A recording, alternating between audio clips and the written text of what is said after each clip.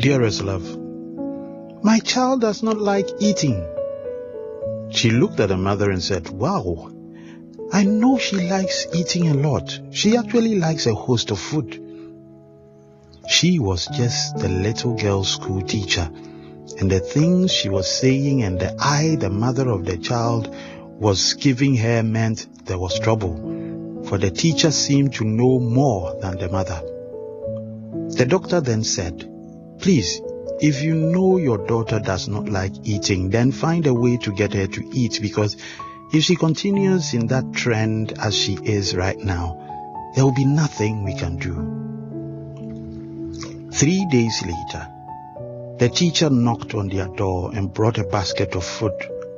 She was so polite, thanking her, and when she left, the fact that her daughter was so happy seeing the teacher made her so furious she threw the food away, calling the teacher a witch, and everyone she told the story to agreed the teacher was a witch.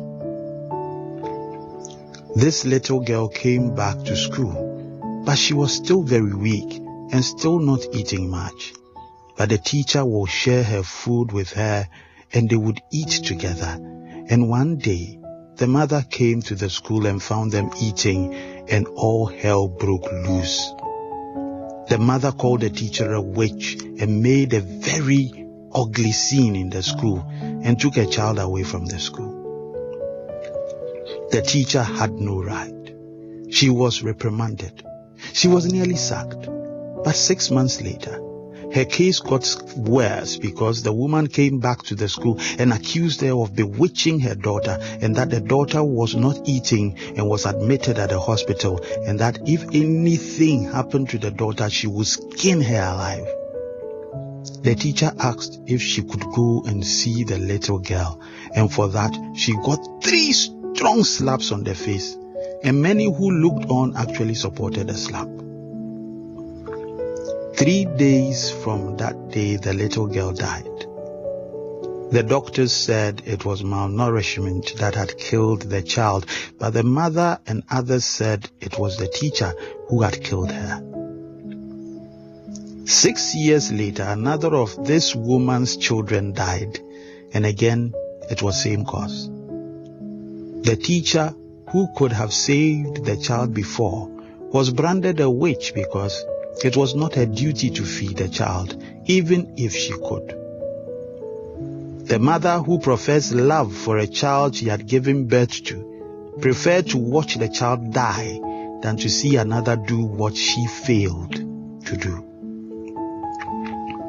How many more are dying because we jealously protect what we do not have the capacity to take care of?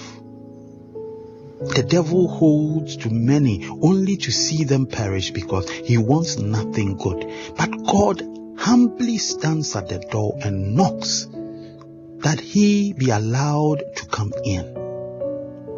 God can make a difference, but only if we are willing to let go and let him have his way. I am the good shepherd. The good shepherd lays down his life for the sheep.